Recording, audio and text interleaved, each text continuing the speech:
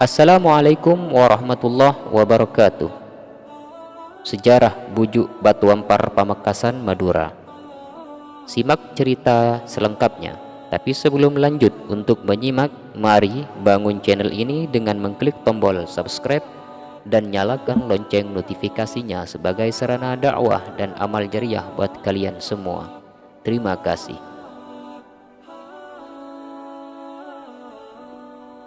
Di suatu desa di wilayah Bangkalan tersebutlah seorang ulama bernama Sayyid Husain. Beliau mempunyai banyak pengikut karena ketinggian ilmunya. Selain akhlaknya yang berbudi luhur, beliau juga memiliki banyak karomah karena kedekatannya dengan Sang Khalik. Beliau sangat dihormati pengikutnya dan bahkan penduduk di sekitar Bangkalan.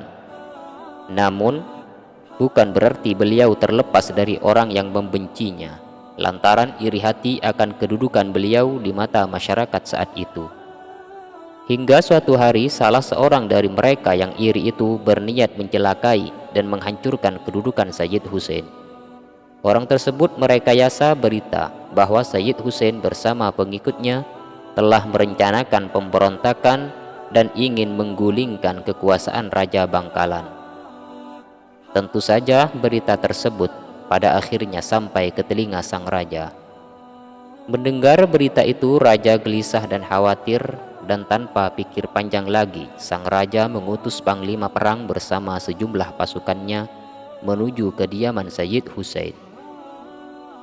Sayyid Husain yang saat itu sedang beristirahat langsung dikepung dan dibunuh secara kejam oleh tentara kerajaan, tanpa pikir panjang dan tanpa disertai bukti yang sangat kuat. Sayyid Husain tidak bersalah itu pun wafat seketika, dan konon jenazahnya dimakamkan di perkampungan tersebut. Selang beberapa hari dari wafatnya Sayyid Husain, raja mendapat informasi yang sebenarnya bahwa Sayyid Husain tidak melakukan sebagai berita yang tersebar di kerajaan. Ia menyesali keputusan yang sama sekali tidak berdasarkan pada bukti-bukti kuat. Dia tidak tahu harus berbuat apa untuk menebus kesalahan tersebut, hingga raja berinisiatif memberi gelar kepada Sayyid Husain dengan sebutan Bujuk Banyu Sangkah atau Buyut Banyu Sangkah. Sayyid Husain wafat dengan meninggalkan dua orang putra. Yang pertama bernama Abdul Mannan dan yang kedua bernama Abdul Rohim. Sejak kejadian yang menimpa Sayyid Husain, Abdul Rohim lari ke desa Bire, masih dalam kawasan Kabupaten Bangkalan, dan menetap di sana sampai akhir hayat beliau. Dan akhirnya beliau terkenal dengan Bujuk Bire atau Buyut Bire. Sementara Abdul Mannan pergi mengasingkan diri menjauh dari kekuasaan Raja Bangkalan. Hari demi hari dilalui dengan sengsara dan penuh penderitaan, hingga akhirnya sampai di sebuah hutan lebat di tengah perbukitan wilayah Batu Ampar di Kabupaten Pamekasan. Di hutan inilah beliau bertapa mendekatkan diri kepada Allah Subhanahu wa Ta'ala.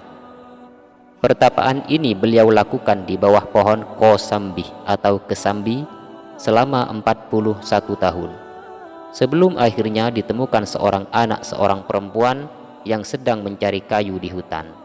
Karena itulah beliau dijuluki Bujuk Kosambi atau Buyut Kesambi. Singkat cerita, Abdul Mannan dibawa ke rumahnya dan menikah dengan putri sulung yang menderita penyakit kulit. Anehnya, pada hari ke-41 pernikahan mereka, si sulung sembuh dari penyakitnya. Bahkan kulitnya bertambah putih, bersih, dan cantik jelita hingga kecantikannya tersiar kemana-mana. Dari pernikahan ini beliau dikaruniai dua orang putra. Yang pertama bernama Taqihul Muqaddam dan yang kedua adalah Bashaniyah. Setelah bertahun-tahun berdakwah, beliau wafat dan dimakamkan di Batu Ampar dan terkenal dengan julukan Bujuk Kosambi atau Buyut Kesambi. Bashaniyah kemudian disebut Bujuk Tompeng, putra kedua Abdul Mannan. Putra kedua Abdul Mannan mempunyai kesamaan sikap dengan ayahandanya. Beliau senang bertapa dan menjauhkan diri dari pergaulan masyarakat. Dalam bertapa, Basyaniyah memilih tempat di sebuah bukit yang terkenal dengan nama Gunung Tompeng. Bukit ini terletak kurang lebih 500 meter arah barat daya Batu Ampar. Pujuk Tompeng wafat meninggalkan seorang putra yang bernama Suadi dan dimakamkan di dekat makam ayahandanya. Suadi yang terkenal dengan sebutan Syekh Abu Syamsuddin dan mendapat julukan Pujuk Latong, putra tunggal Pujuk Tompeng. Tidak berbeda dengan perjalanan hidup ayah dan kakeknya, dia senang bertapa, menyendiri dan berpindah-pindah tempat.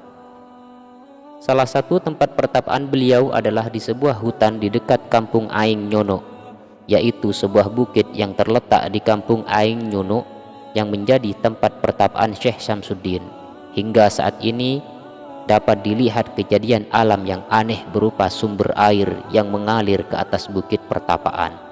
Konon, Syekh Syamsuddin pernah menancapkan tongkatnya ke tanah sampai akhirnya keluar air deras dan mengalir ke atas bukit. Kemudian dipergunakan untuk berwudu. Atas kejadian inilah kampung tersebut diberi nama Aing Nyono.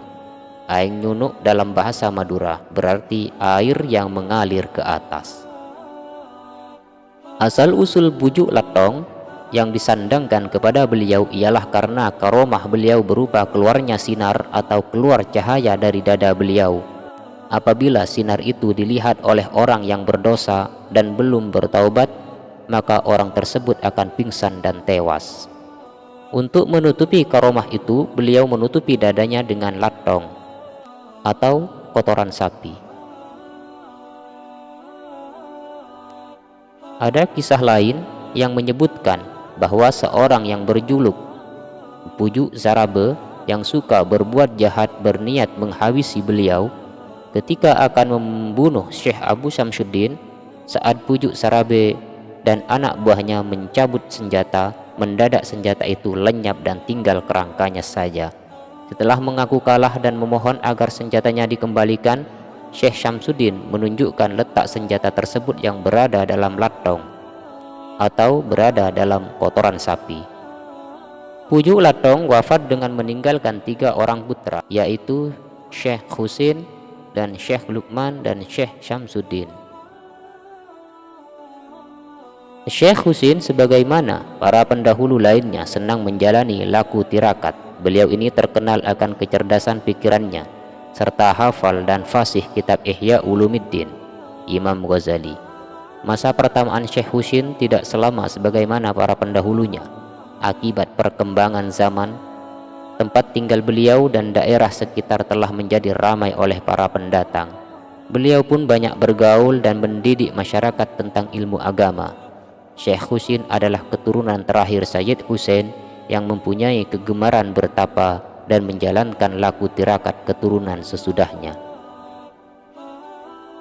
Syekh Husin adalah keturunan terakhir Sayyid Husain yang mempunyai kegemaran bertapa dan menjalankan laku tirakat. Keturunan sesudahnya cenderung untuk merantau dan mencari guru untuk menuntut ilmu. Begitulah sepenggal sejarah Pujuk Batu Ampar Pamekasan Madura. Semoga bermanfaat.